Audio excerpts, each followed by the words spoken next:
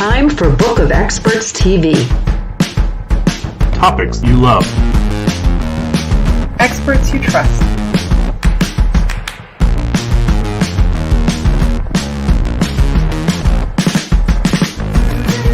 Friction-free referrals. Tried, tested, Trusted. This is Book of Experts, brought to you by salesman.me. Welcome back to bookofexperts.tv.com. You can visit us on either one. .tv will give you all the content. .com will actually give you access, a whole directory and a search engine of all the experts that we're finding, these amazing people that are out in the world doing really transformational work, honestly. They're agency owners, they're speakers, they're authors, they're B2B, they're consultants, coaches, thought leaders, you name it. They are doing the work, the brilliant work that our world needs more of. In fact, today's topic that we're going to be talking about is one of those things that I think the world needs more of. And our guest has made a whole career out of this. We're going to be talking about listening, taking that to a deeper level. Not only how do you do it, but why the world needs this more than ever before. I want to welcome in David Bellamy. David, welcome to the Book of Experts TV, the podcast. We're going to talk a little bit about listening and specifically the work that you do in corporations with their teams to help teams operate and produce at a higher level. But you're joining us from the UK, Cotswold, UK. Your company is Happiness Lab. Folks can see that in the URL, happinesslab.com. But I want to start with a phrase that you use, and I want to ask you about this.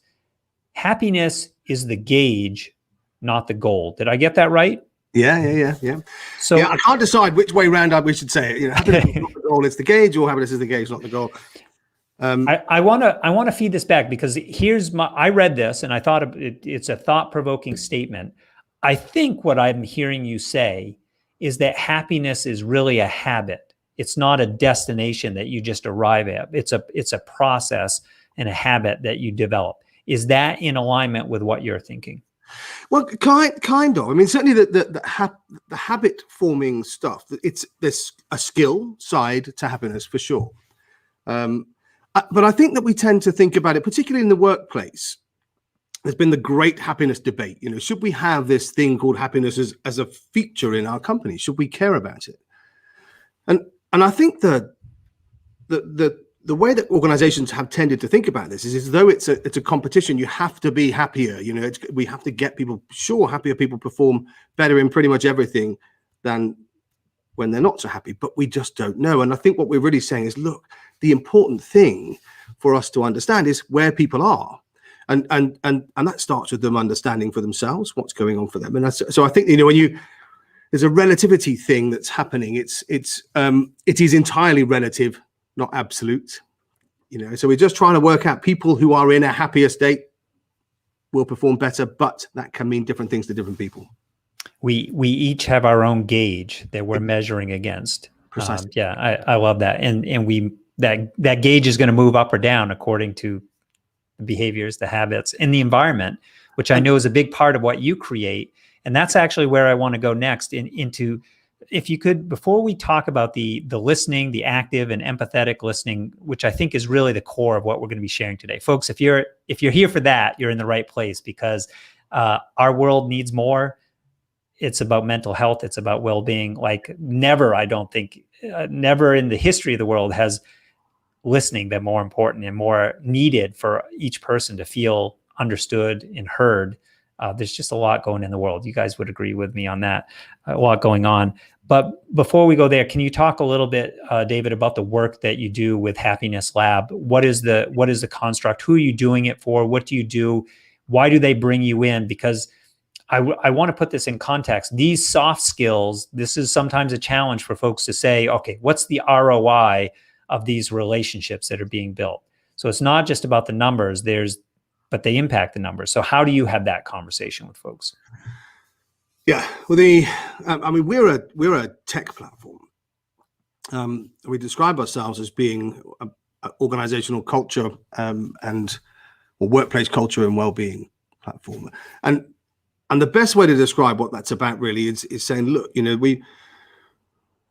we need to understand what's going on in our workplaces differently, and that means we've got to listen differently, and that's more than changing the surveys that we do, but actually looking for a different sort of information. And I think that's the sort of essence of what Happiness Lab is about. At its simplest, it's a daily check-in routine that enables that asks you basically, how do you feel right now, rather than what do you think about this and what do you think about that, which is what we're used to at work. But how do you feel right now? What's going on for you? Tell us about what you're feeling, how you're feeling.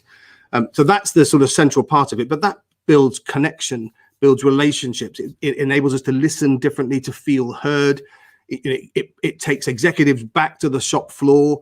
So there's a whole load of things that are going on in this really simple daily check-in routine. And alongside that, we're building emotional intelligence, sort of foundational skills. There's a whole load of things going on. It's really exciting. And the last thing I would add to that, of course, we discovered in 2019 that we were also, the well-being stuff really came to fruition when we realized that we can see decline happening much earlier than anybody else. And so now the system is constantly trawling for signs that people are potentially heading into early signs of distress.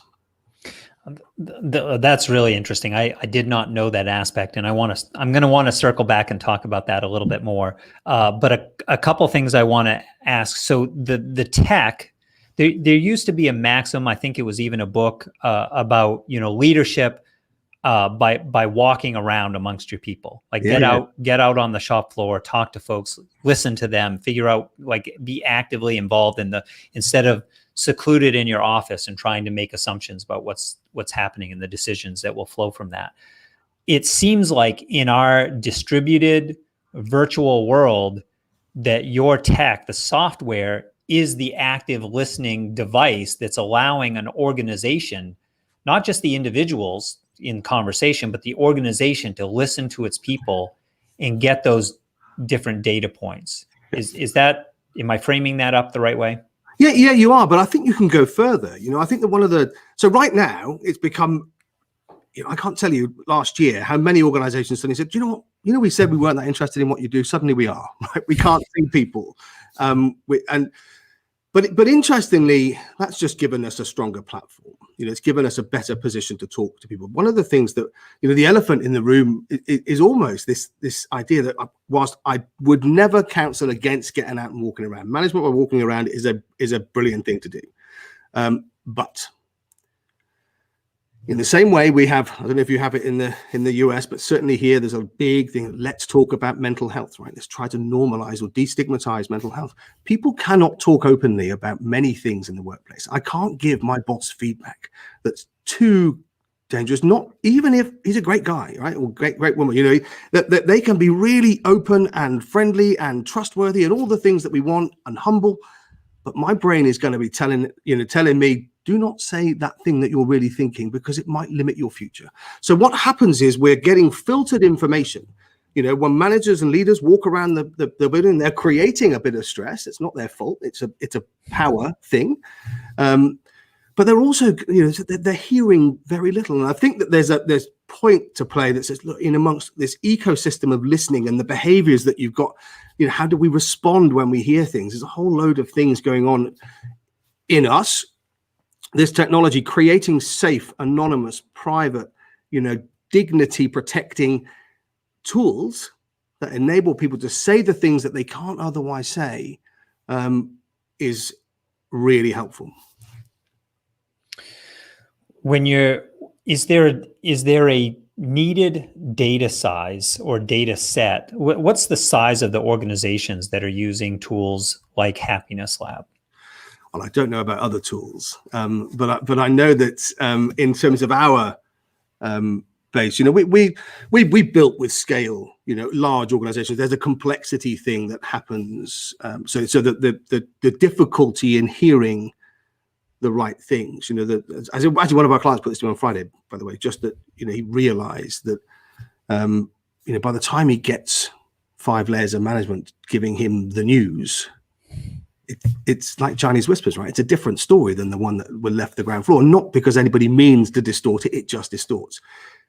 Maybe they'd mean to a little bit. But so back to the size of organizations, right? So larger organizations typically, so hundreds in into thousands, but we do go smaller. And I think when you look at, in fact, many of our relationships have come about from smaller teams starting. And I think it's then about a mindset. I think, but if one of the challenges we've really had to focus on is, we're coming out of the same sort of budget and the same sort of mindset as people looking at engagement type surveys. And we're saying, look, that's not really, don't think of us like that, and the problem with that sort of listening is that it's not relationship oriented. It's I'm really interested in what you've got to say. So interested that I'm going to ask you some questions once a year. And I'm going to give you a week or so to answer them. And I'm going to give you some very specific questions and you can respond in a very specific way. And then in a few months' time, I'm going to come and do some stuff to you that's going to fix our relationship. Right. And so there's and that creates all sorts of stuff. Like, you said we did, and everybody becomes passive and waits for change. And then they all reject the change that follows, which is why we don't see engagement improving. That the point is that when you get teams that are really interested in saying, okay, well, how do we utilize and respect privacy and respect anonymity, and at the same time take responsibility for our bit of the culture, then therefore let's not say things that are unhelpful, but we can be honest and try to make them constructive. And there's a whole load of stuff you can do then with this sort of transparent way of sharing information, just making it available to everybody as it happens, that starts to change the way that we interact with our work experiences. So it sounds to me like even small teams could benefit because it is a different conversation or different prompt or question that's being asked than some of the other engagement surveys as you described them. This one is maybe more personal in the answer, even though the data is anonymous. So people feel comfortable answering this. But even the smaller teams are going to see a different information is going to come forward. And what does that experience? I'm going to get nerdy about this for a second, but how do you separate the signal from the noise as this information is coming back? How, as a business leader who's looking at this information coming in from their team, large scale or small scale, how are they able to separate this is information that we need to know this, and here's sort of extraneous information that's coming in? Yeah, I mean, that's a really, really good question. So let me just explain the process really quickly, because I'm conscious that bit's probably missing in your mind's eye. So daily check-in. So you get a little nudge.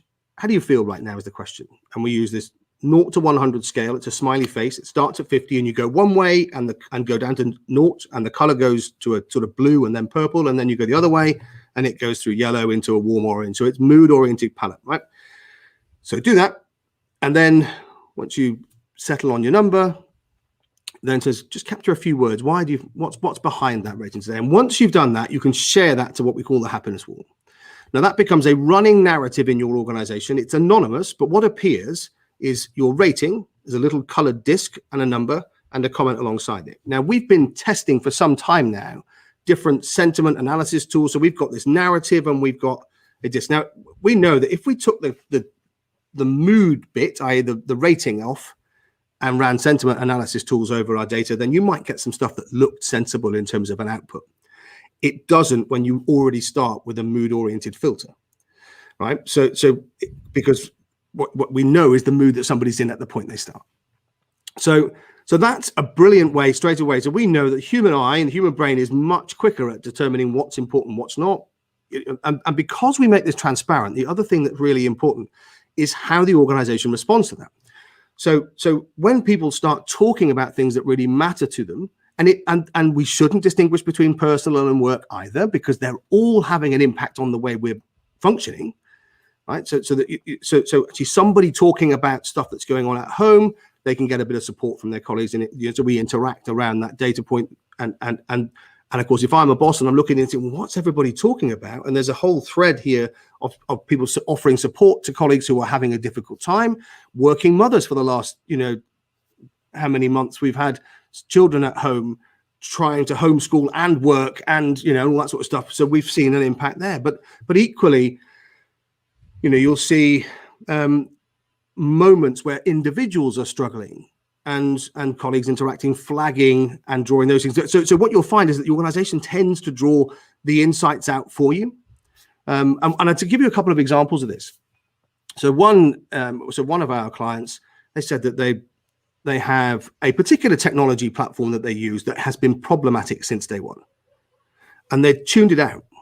So of course, the whole company moans about this particular bit of kit they bought several years ago, and then of course it stopped hearing anybody talk about it. And because it appeared on the happiness wall every single day from people, it was a big influencer of what was driving people's well-being and happiness at work.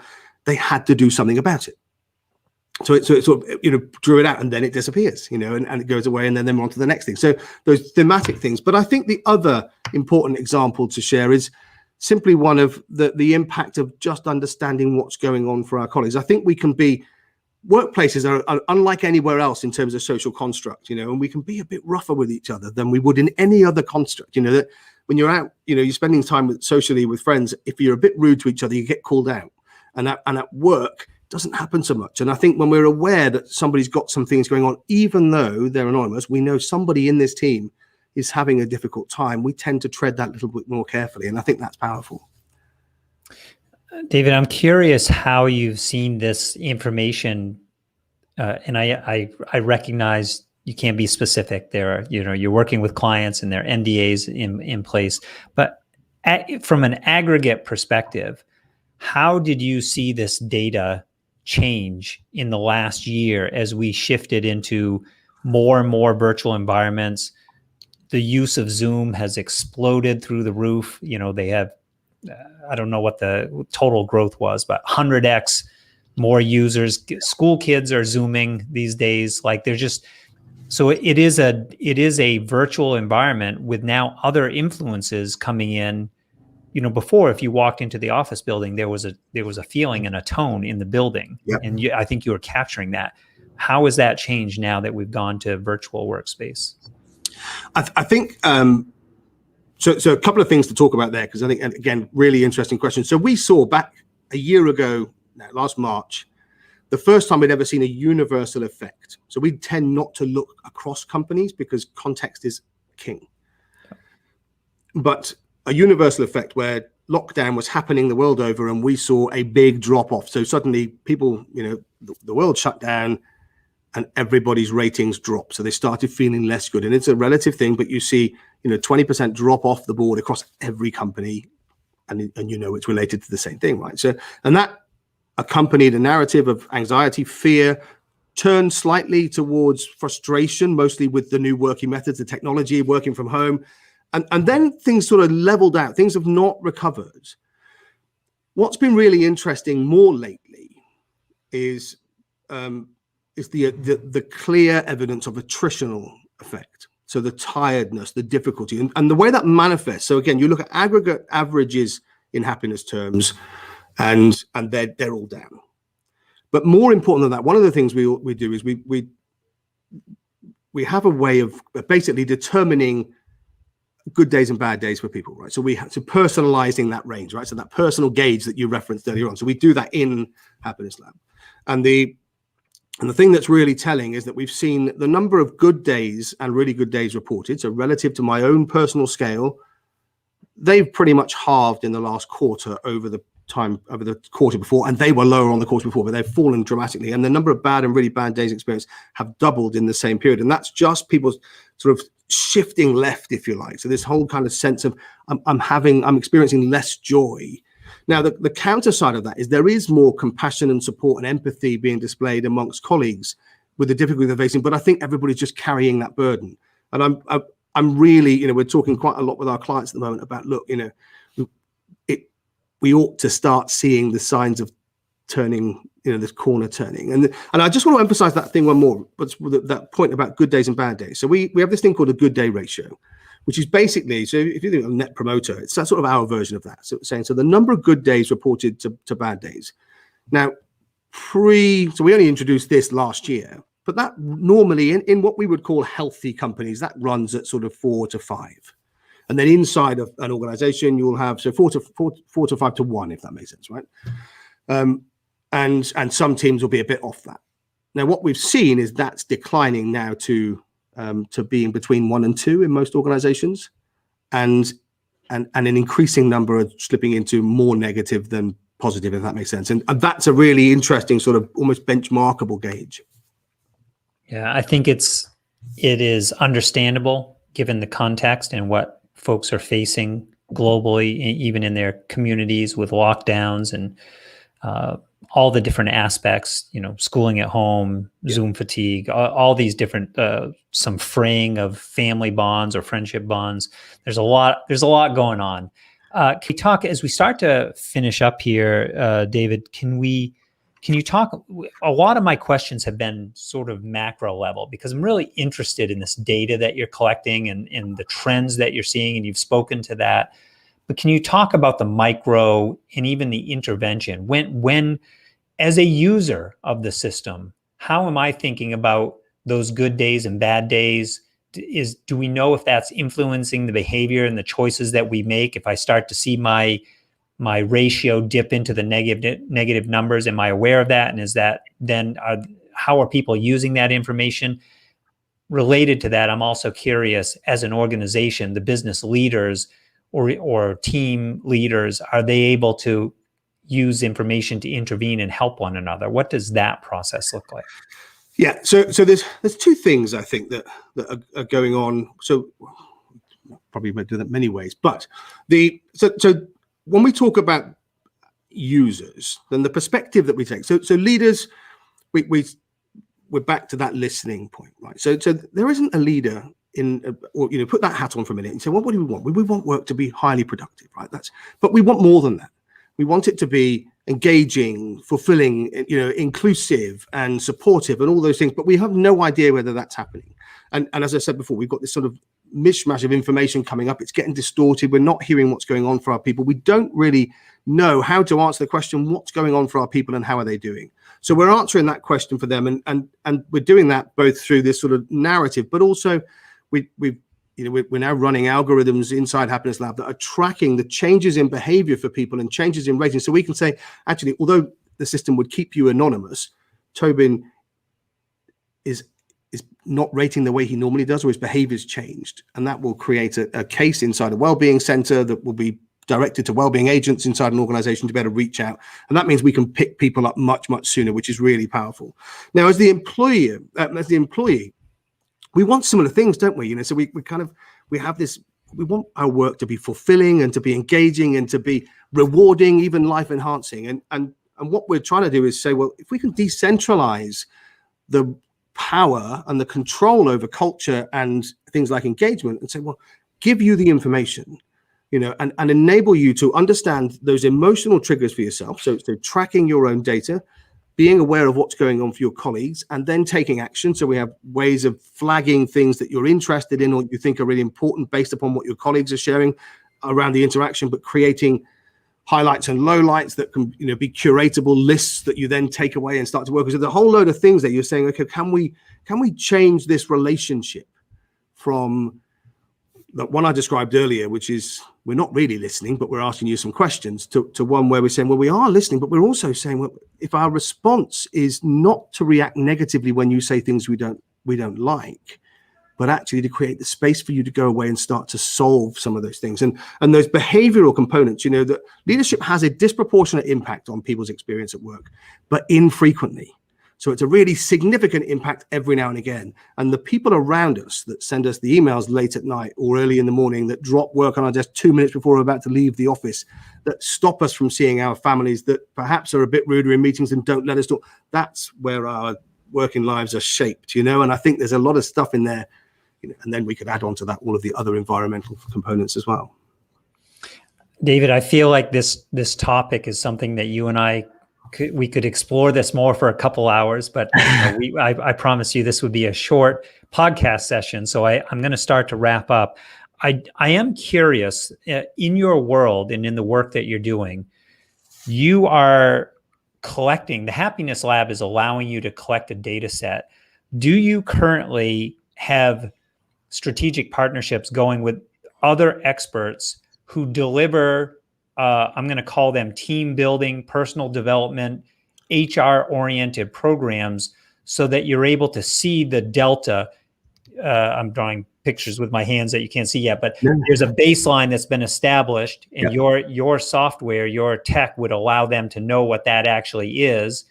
And then there will be influences. For example, someone brings in a corporate happiness project of whatever that means to them, but working with, I'm just thinking of all the amazing, talented consultants and trainers that we know in our community. And so they start to see that delta of what that change becomes, and they're able to get pre and post data on what that intervention was. Do you do that now? Yeah, well, so it sort of, but I can give you a better answer about what we're planning to do. Because so yes, we partnerships for us. We started life as a management consulting firm. And actually, to avoid being a Trojan horse, we turned off the services component. So we didn't want to be selling technology in order to then sell you something else, right? So we have focused on listening, taking the art of listening at scale to somewhere different, right? That's the thing that we're doing now. So we have partners that are consultants, but our relationship works currently on the basis that we say to people, look, we don't sell our clients data or access to our clients to partners. So please take Happiness Lab. We can validate your work. We can evidence your work. We can track all of the things that you're doing, prove the value. But interestingly, the direction for us, the travel says, look, we can now see, you think about a budget for well-being spend or training, we can see the people that money needs to be spent on, right? Those people that are, so you say, well, we can direct that spend. But what we really want to do with our partners going forward is say, look, when you've proven, so you take Happiness Lab to your clients, track your interventions. And when we can see that delta, why would we not make that available to everybody else who uses the platform, right? So that there's suddenly, rather than it being a supermarket in the background where you can pick all these things, we say, well, we know actually that here is evidence back. We've got the data inside this platform. You really ought to pick this emotional intelligence training program. You ought to pick this resilience program. You really ought to pick this team building framework, this happiness at work scheme. There's a whole load of things that we can do there. And I think also down to the spend, when you think about even other things that we might do, environmental changes that we make, what things work and what don't. And so we have an events tracking module in the platform for that. So you can timestamp and tag individuals. So I put 10 people on a training program. What was the effect of that training program by timestamping before, during, after? We moved that person from this team to that team. What happened to those two teams? Really interesting things that we can do. This is brilliant, David. And I so appreciate you first coming on the podcast to share it with us, the work that you're doing, because I think it is, again, the world needs you. It needs our other experts in Book of Experts too, never more than now, because we are in a different environment. Things are changing. The cultures, the atmosphere, the environment that we all live in is changing around us. So being able to listen to others, and I love that phrase, listening at scale. I think this is absolutely brilliant what you're doing. David, I so appreciate you taking a little bit of time. Any last thoughts? I'd love to hit any, where should folks go to get to know you better, to see more examples of the work? How can they enter your world? Well, so there's a couple of things I might say. So firstly, take a look at happinesslab.com. So that's always evolving. There's a knowledge center that we're developing at the moment, which is going to bring out stuff that sits in the platform and make that transparent, available to other people out there. You can also sign up to take Happiness Lab for a spin. And actually what that does now is take you into our community zone where you can use it as an individual ad infinitum. And if you're ready to then have a conversation about your workplace, then come and talk to us. So that's one thing. You can start to use that sort of individual emotional intelligence building capability in there and just see what it might look like in a group inside your workplace. Follow us on LinkedIn. So we're more active on LinkedIn. It's a company page, Happiness Lab, or myself, I'm the happiness guy on Twitter. The happiness guy. I love that. David, this has been great. Appreciate you taking a little bit of time. Folks, I hope you join us for our next episode. We do the Monday masterclass and networkings. Every Monday, you can come and see some of our experts who take a little bit deeper dive than what we're able to do on the podcast. And of course, we want to connect you with other experts in the community. We have these amazing people who are doing amazing transformational work like David. And so the more we can get these folks out, get them known, and let the world benefit, that is part of our mission here at Book of Experts. David, I really appreciate you. Look forward to talking with you more. Thank you very much.